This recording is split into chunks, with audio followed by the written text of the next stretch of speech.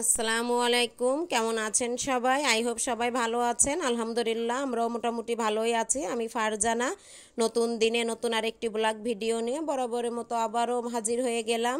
দেশ কিংবা দেশের বাইরে যে যেখান থেকে ভিডিওটা দেখছেন না কেন, ছোট্ট একটা লাইক দিয়ে ভিডিওটা কন্টিনিউ করার অনুরোধ জানাচ্ছি। তো এই যে সকাল সকাল একটু ছাদে চলে আসলাম, দেখি আমার নয়নতারা গাছে অনেক ফুল ধরেছে। তো এটা একটু ভিডিও করলাম। অনেক সকালে বলতে 6টার দিকে উঠে গেছি। এটা কিন্তু আমার গতকালের ভিডিও, মানে শুক্রবারের ভিডিও। তো শুক্রবারের ভিডিওটা আমি বরাবরই শনিবারে অথবা রবিবারে দিয়ে থাকি। তো আজকে আর কি শনিবার, আজকেই দিলাম। তো শুক্রবারে কিন্তু ভাবি যে একটু বেশি সময় ঘুমাবো, কিন্তু ওই যে অভ্যাস না, প্রতিদিনই সকাল সকাল ওঠা হয়, ঘুম কিন্তু শুক্রবারে আরও তাড়াতাড়ি ভেঙে যায়। ওই দিন একটু ঘুমাইতে চাই আর ওই দিনই ঘুম ভেঙে যায়। তো অনেক সকাল সকাল উঠে ছাদে চলে গিয়েছিলাম। পরে বাসায় এসে সব কাজ সেরে নিয়েছি। 11টার ভিতরে কিন্তু পুরোটা কাজ আমার সব কমপ্লিট হয়ে গেছে। পরে কি রান্না করব সেটা একটু বের করে নিয়েছিলাম, কারণ শুক্রবারে সামিউলের বাবা বাসায় থাকে। কেমন যেন অলসতা লাগে, আর একবার অলসতা ধরে গেলে কিন্তু অনেকটাই দেরি হয়ে যায়। মানে কাজ রেখে দেখা যাচ্ছে বসে থাকতে ভালো লাগে না। এজন্য আমি 11টার দিকে সব কাজ সেরে পরে চলে আসলাম রান্নার কাজে।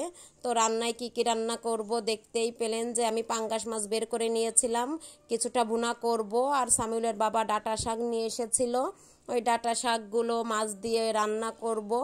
আর ছোলাও বের করে নিয়েছিলাম, ফ্রোজেন করা পেঁয়াজুর ডালটা ছিল, তো সেটাও বের করে নিয়েছি। ওইটা আর কি বিকালে বানাবো, কিন্তু এখন বের করে নর্মালে রেখে দেব যতটুকু আর কি দরকার, আর বাকিটা উঠিয়ে রাখবো।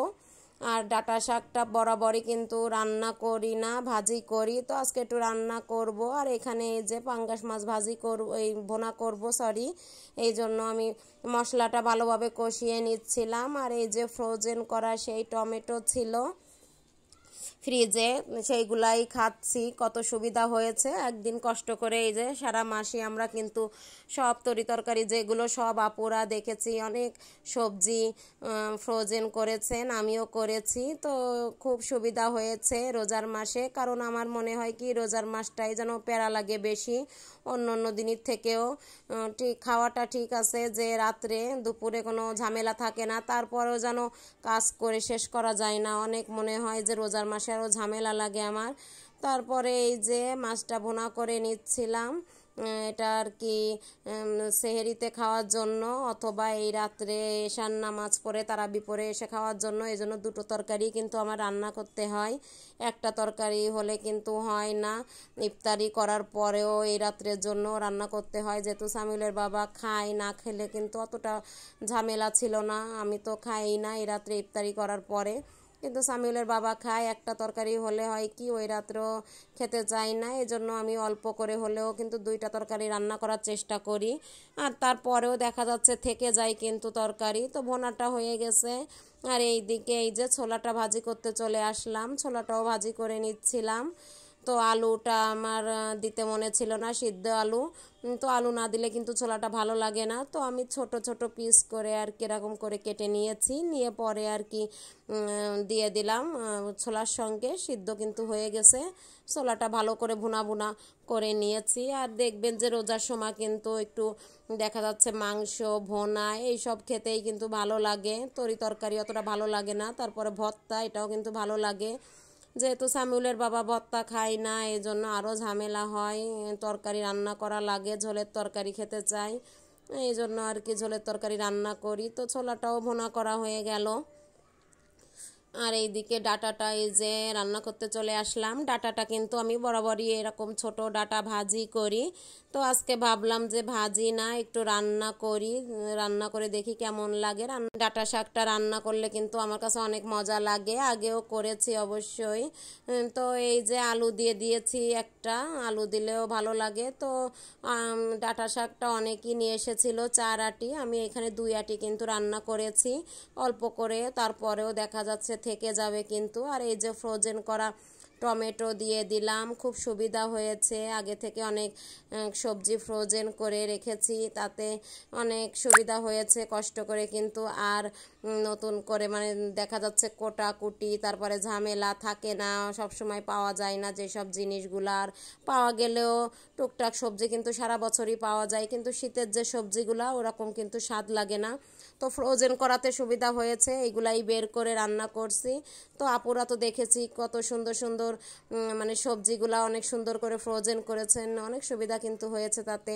আর এইদিকে এই যে সব কিন্তু কমপ্লিট, আমি আর কি ইফতারিও বানিয়ে নিয়েছি, সেটা আর শেয়ার করা হয়নি। তো এখন বানানো হয়ে গেছে, ফলগুলা কেটে নিয়েছি, সেইগুলাই শেয়ার করলাম।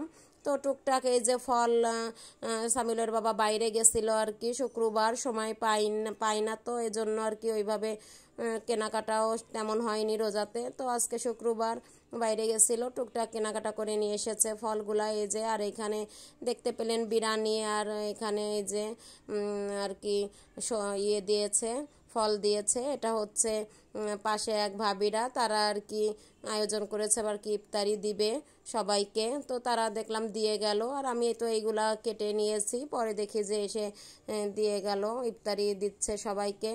তো কেমন লাগলো আজকের ভিডিওটা? খুব বড় কিন্তু ভিডিও দেয়নি দিন আর রোজার সময়।